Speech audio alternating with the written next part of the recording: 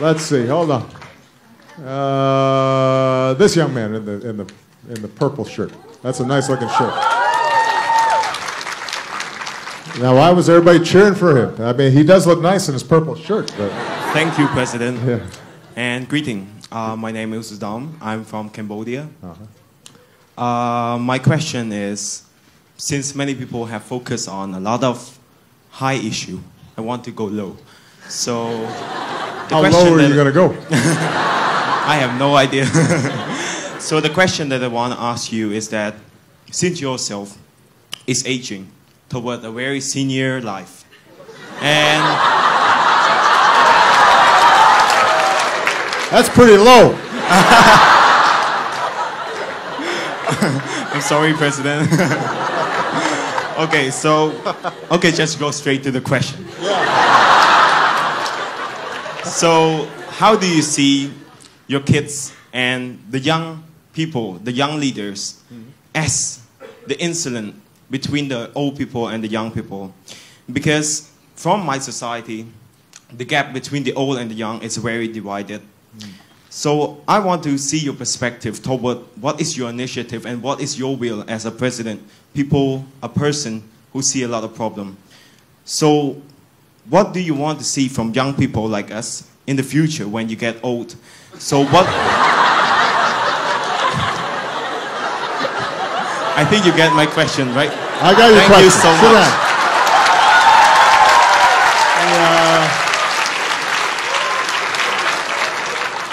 Well, the first thing I want from young people is to stop calling me old.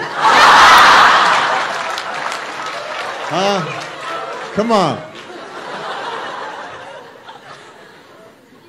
You hurt my feelings.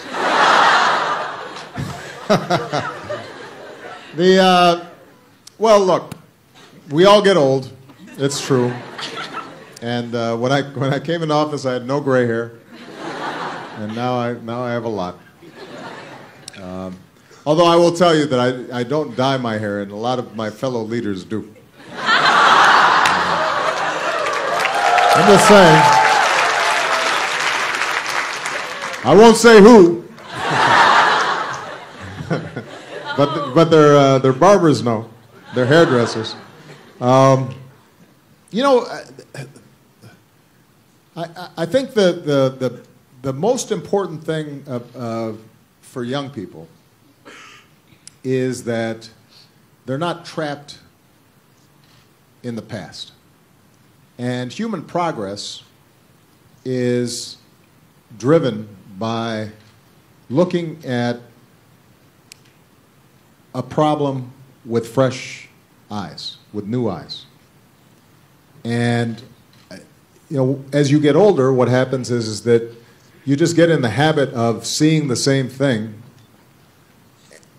and it becomes routine to you, normal. But when you're young, you ask your questions, well, why does it have to be this way? Right? Why does my community have to be poor? Why do we have to have pollution in the air? Why do we treat women differently than men when it comes to being able to go to college and get an education? Why should we discriminate against a minority group in our country? And that's the power of young people, is asking why. Now, you know, little kids, they naturally do that, right? You know, when you talk to a 4-year-old or a 5-year-old, 6-year-old, you tell them to do something. Why? Why? And you know, sometimes as parents, we try to say, because I told you so. And we don't want to talk about it, right? But that impulse to ask why is actually what drives human progress. That's the reason that the steam engine was created. That's the reason the internet was created. That's the reason that Martin Luther King was able to march and change America. That's the reason that Gandhi was able to liberate India, is because they didn't take for granted the way things are, but instead tried to dream about the way things could be. And that's the job of young people. Old people don't do that because they're comfortable, or they've become resigned, or they've become cynical, or they're just tired, or they're comfortable. And so they don't ask those questions.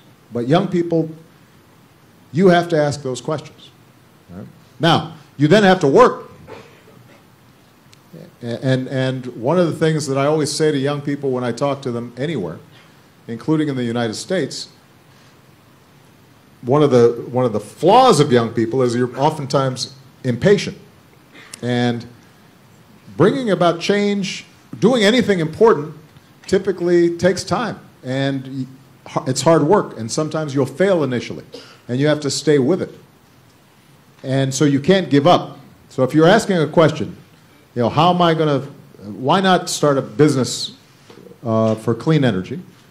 Well, you have to have an idea. You have to get capital. You have to have a business plan. You have to create the business. It may not work right away. You may get frustrated. If you're trying to bring about political change, you know, there may be a lot of risks if you're trying to bring about political change in a place like Myanmar. Are you willing to take those risks? Are you willing to make sacrifices?